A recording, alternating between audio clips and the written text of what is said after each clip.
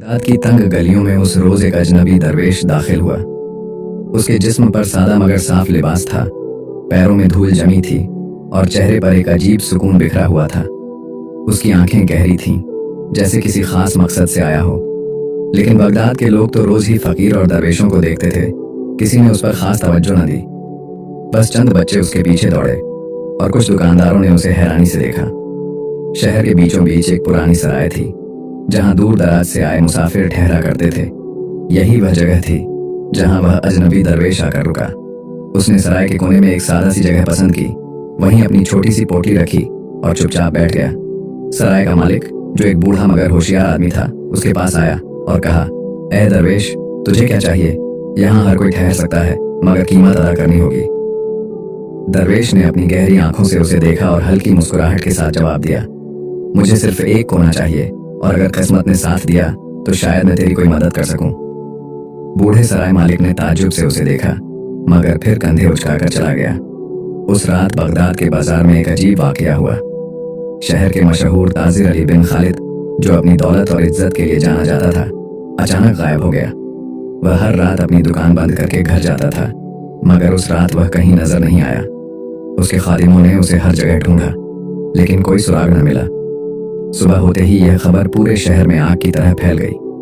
Baghdad के हाकिम ने अपने सिपाहियों को हुक्म दिया कि ताजिर की तलाश की जाए, मगर 3 दिन गुजर गए और अली बिन खालिद का कोई अता पता न था। लोग तरह तरह की बातें करने लगे। कुछ बोले कि उसे जिन्न उठा ले गए, कुछ ने कहा कि किसी दुश्मन ने उसे कत्ल कर दिया। इसी अफरा तफरी के बीच वह अजनबी दरवेश सराय में बैठा तस्बीह फेर रहा था। उसकी आंखों में अजीब से राज थे, जैसे उसे कुछ मालूम हो जो किसी और को नहीं पता। चौथे दिन जब लोग ताजिर की गुमशुदगी के बारे में बातें कर रहे थे, वह दरवेश अचानक खड़ा हुआ और बोला, अली बिन खालिद जिंदा है, मगर वह वहां नहीं जहां तुम लोग ढूंढ रहे हो। सराय में बैठे लोग हैरान रह गए। किसी ने पूछा, तो फिर वह कहाँ है?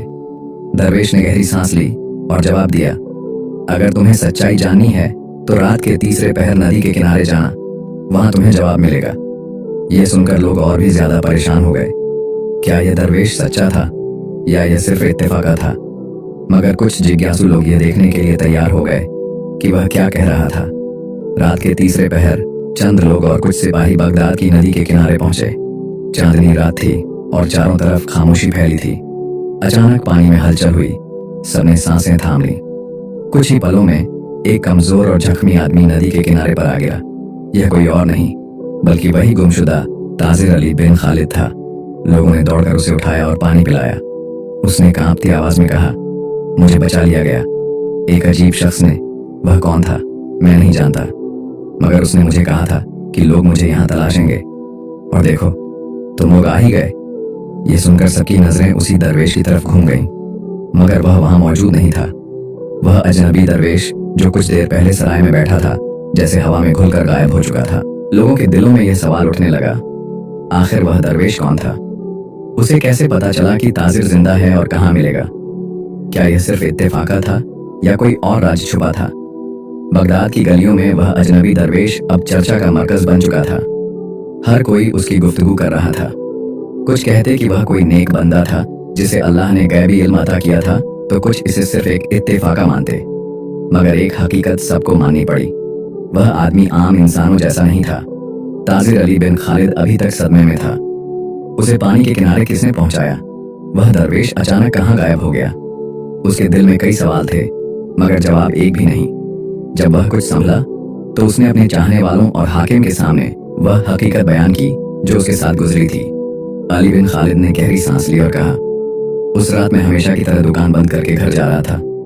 रास्ता वीरान था। जब मैं गली के मोड़ पर पहुंचा तो अचानक पीछे से किसी ने मेरा नाम पुकारा। मैं मुड़ा, मगर वहां कोई न था। एक सर्द हवा चली और मेरे बदन में अजीब सी झुरझुरी दौड़ गई। मैं आगे बढ़ा ही था कि किसी ने मेरी गर्दन पकड़ ली और मेरे मुंह पर कोई कपड़ा रख दिया। उसके बाद मुझे कुछ होश न रहा। जब आंख खुली तो मैंने खुद को एक अंधेरे तहखाने में पाया। चारों तरफ सिर्फ सन्नाटा था, न कोई आदमी न कोई आवाज। मैं समझ गया कि मुझे किसी ने अगवा कर लिया है, मगर कौन और क्यों ये मालूम न था। मुझे वहां कई दिन रखा गया। कभी कभी मुझे एक आदमी आकर रोटी और पानी दे जाता, मगर उसने कभी कुछ न कहा। मैं चीखता चिल्लाता, मगर मेरी आवाज दीवारों से टकराकर वापस आ जाती। फिर एक रात जब मुझे यकीन हो चला था कि अब मैं कभी यहाँ से नहीं निकलूंगा, अचानक तहखाने में एक रोशनी दिखाई दी। मैं चौंक उठा। यह रोशनी पहले धीमी थी, फिर तेज होती चली गई, और फिर मैंने एक शख्स को देखा। अली बिन खालिद की आंखों में एक अजीब सी चमक थी, जैसे वह अब भी उस मंजर को देख रहा हो। उसने कांपती आवाज में कहा, वह कोई आम इंसान नहीं था, वह वही दरवेश था जो बगदाद की सराय में रुका था। वह मेरी ओर बढ़ा, मगर उसके कदमों की कोई आवाज नहीं आई, जैसे वह हवा में तैर रहा हो। उसने मुझे गौर से देखा और कहा, अभी तेरा वक्त नहीं आया अली बिन खालिद। अल्लाह तुझे दोबारा जिंदगी बख्शना चाहता है। उठ और इस जगह से बाहर निकल। मैंने देखा कि मेरे पैरों में बंधी जंजीरें अपने आप खुल गईं। मैं हक्का बक्का रह गया। फिर दरवेश ने दरवाजे की ओर इशारा किया, और जैसे ही मैं आगे बढ़ा वह गायब हो गया। दरवाजा अपने आप खुल गया और मैं बाहर भाग निकला।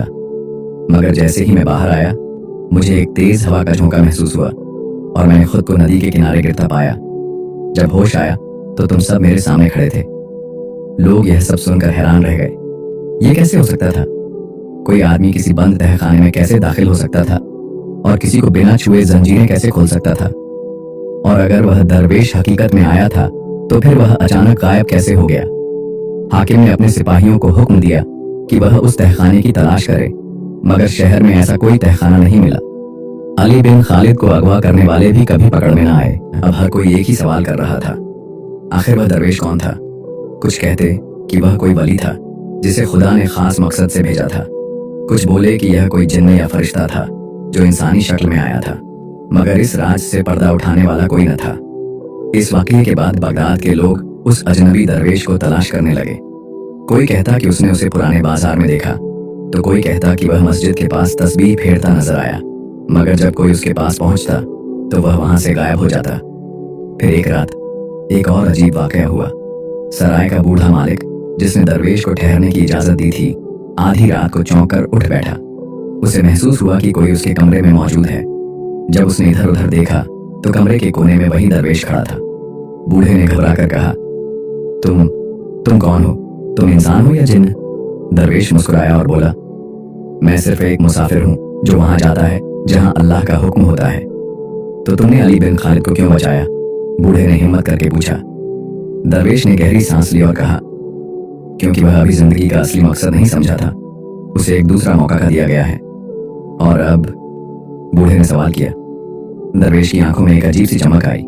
उसने कहा, अब मुझे वहां जाना है जहां एक और गायब होने वाला है। और इतना कहकर वह दरवेश दरवाजे की ओर बढ़ा। जैसे ही बूढ़े सराय मालिक ने पलक झपकी, वह गायब हो चुका था। अब बगदाद के लोग यह सोच रहे थे कि यह अजनबी दरवेश आखिर कहाँ गया। क्या वह फिर लौटेगा? और अब किसकी जान खतरे में थी जिसे वह बचाने वाला था? बगदाद की गलियों में अब भी वही चर्चा थी। वह अजनबी दरवेश कौन था, कहां से आया था और कहां चला गया? मगर सबसे बड़ा सवाल यह था कि उसने सराय के बूढ़े मालिक से जो आखिरी अल्फाज कहे थे, अब मुझे वहां जाना है जहां एक और गायब होने वाला है, उनका मतलब क्या था? लोग हैरान थे कि अब किसकी जान खतरे में थी, मगर किसी के पास इसका जवाब नहीं था। बगदाद के मशहूर काजी मोहम्मद अल हाशिमी, जो अपनी दीनी समझ और इंसाफ के लिए जाने जाते थे, अचानक गायब हो गए। वह हर रोज सुबह मस्जिद जाते, अदालत में अपने फैसले सुनाते और फिर अपने घर लौट जाते थे। मगर उस रोज वह न मस्जिद पहुंचे न अदालत। उनके घर वालों ने बताया कि वह पिछली रात घर से कहीं गए थे और फिर लौटकर नहीं आए। शहर में खलबली मच गई। एक ताजिर का गायब होना अलग बात थी, मगर बगदाद के सबसे बड़े काजी का अचानक लापता हो जाना एक बड़ा हादसा था। हाकिम ने पूरे शहर में पहरेदार बढ़ा दिए, मगर न कोई सुरागा मिला, न कोई गवाह। लोग एक दूसरे से फुसफुसाने लगे, क्या वह दरवेश फिर से लौटेगा? और फिर वही हुआ जिसका लोगों को अंदेशा था। रात के तीसरे पहर, जब पूरा शहर नींद में डूबा था, मस्जिद के इमाम ने देखा कि कोई एक लंबे कद का शख्स मस्जिद के दरवाजे पर खड़ा है। चांदनी रात में उसकी परछाई मस्जिद के फर्श पर पड़ रही थी। इमाम आगे बढ़े और आवाज दी, कौन हो तुम? वह शख्स धीरे धीरे आगे बढ़ा। जैसे ही रोशनी उसके चेहरे पर पड़ी, इमाम के पैरों तले जमीन खिसक गई। यह वही दरवेश था। इमाम ने कांपती आवाज में पूछा, क्या तुम काजी साहब को ढूंढने आए हो? दरवेश ने सिर हिलाया, फिर हल्की आवाज में कहा, वह जिंदा है, मगर ज्यादा वक्त नहीं बचा। अगर उसे बचाना है तो फौरन चलना होगा। इमाम ने हिम्मत जुटाकर पूछा, मगर हम कैसे यकीन करें कि तुम जो कह रहे हो वह सच है? दरवेश ने गहरी सांस ली और कहा, अगर मुझ पर यकीन नहीं तो चुपचाप बैठे रहो, मगर याद रखना, अगर सूरज निकल आया और काजी साहब ना लौटे तो तुम सब उम्र भर अफसोस करते रहोगे। इमाम को यकीन आ गया कि यह मामूली आदमी नहीं। उसने फौरन मस्जिद के चंद लोगों को जगाया और हाकिम के पास भेजा। कुछ ही देर में हाकिम, उसके सिपाही और शहर के कुछ शरीफ लोग मस्जिद में जमा हो गए। हाकिम ने दरवेश से पूछा, हमें बताओ, काजी साहब कहाँ हैं? दरवेश ने आंखें बंद की, जैसे किसी गहरी सोच में हो। फिर कुछ देर बाद उसने कहा, नदी के उस पार एक पुराना खंडहर है। काजी साहब वहीं कैद हैं। अगर तुम लोगों ने देर की तो वह हमेशा के लिए गायब हो जाएंगे। हाकिम और उसके सिपाही इस बात पर यकीन नहीं कर रहे थे, मगर काजी साहब को बचाने के अलावा उनके पास कोई चारा भी नहीं था। दरवेश आगे आगे चला और लोग उसके पीछे पीछे। रात के सन्नाटे में उनके कदमों की आहट किसी अजीब सुर की तरह गूंज रही थी। जब वह लोग नदी के उस पार पहुंचे तो वाकई वहां एक खंडहर मौजूद था। यह एक पुराना मकान था जिसके दरो दीवार जर्जर हो चुके थे। दरवेश ने हाथ उठाया और कहा, जिससे काजी साहब की जान अजीज है वह मेरे साथ अंदर चले, मगर याद रखना, जो अंदर जाएगा वह खुदा के भरोसे जाएगा। लोग कांपने लगे, मगर हाकिम और उसके 4 सिपाही हिम्मत करके दरवेश के साथ अंदर दाखिल हुए। जैसे ही वह लोग अंदर गए, उन्हें एक ठंडी हवा का झोंका महसूस हुआ। चारों तरफ घना अंधेरा था। दरवेश ने धीरे से कहा, काजी साहब बहुत करीब हैं, मगर इस जगह पर सिर्फ एक इंसान का राज नहीं। यह सुनते ही सिपाही और हाकिम के चेहरों का रंग उड़ गया। अचानक एक दर्द भरी आवाज गूंजी, मुझे बचाओ। यह काजी साहब की आवाज थी। हाकिम और उसके सिपाही फौरन आवाज की तरफ दौड़े और फिर उन्होंने जो देखा उससे उनकी रूह कांप गई। काजी साहब जमीन पर गिरे हुए थे। उनके हाथ पैर बंधे हुए थे। उनके चेहरे पर खून के निशान थे और उनकी आंखें खौफ से भरी हुई थीं। सिपाहियों ने तेजी से उन्हें उठाया और रस्सियां काट दी। काजी साहब ने कांपते हुए कहा, वो मुझे मारने वाले थे, मगर अचानक सब भाग गए, जैसे किसी ने उन्हें डरा दिया हो। हाकिम ने पूछा, कौन भाग गए? काजी साहब बोले, मैं नहीं जानता, मगर जैसे ही मैंने अल्लाह का नाम लिया, खंडहर में एक अजीब सा नूर फैल गया और फिर सब कुछ खत्म हो गया। लोगों ने दरवेश की तरफ देखा, मगर वह अब वहां नहीं था। सुबह होते ही यह खबर पूरे शहर में फैल गई। लोग मस्जिद में जमा हुए और सोचने लगे, वह दरवेश कौन था? उसने कैसे काजी साहब को बचाया और अब वह कहां चला गया?